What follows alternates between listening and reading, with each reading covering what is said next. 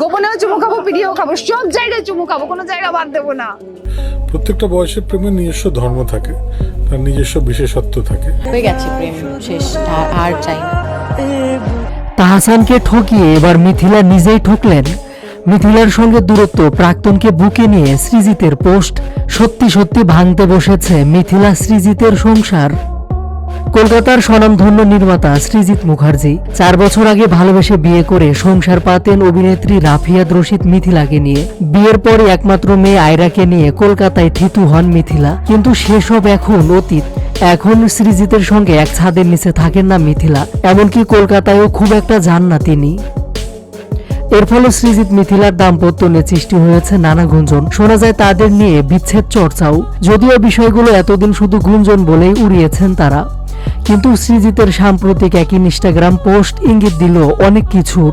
সেই পোস্টে টলিউড অভিনেত্রী রীতা বড়িকে নিয়ে একটি ছবি শেয়ার করলেন সৃজিত।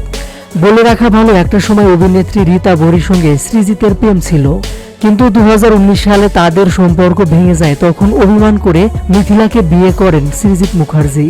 আবার রীতা বড়ির গেল জন্মদিনের পার্টিতেও সৃজিতের উপস্থিতি ছিল উজ্জ্বল। কেক খাওয়ানো থেকে শুরু করে একসঙ্গে ছবি তোলা বাদ যায়নি কোনো কিছুই। এগুলো সবকিছুই নাকি হয়েছে মিথিলার সঙ্গে দূরত্ব বাড়তেই। এর মাঝে রীতা বড়িকে নিয়ে ইঙ্গিতপূর্ণ এক পোস্টে নতুন চর্চা শুরু। সেই ছবিতে দেখা যায় সৃজিতের বুকে মাথা রেখেছেন রীতা বড়ি, আর তার সঙ্গে নিজেকে ক্যামেরাবন্দি করেছেন সৃজিত।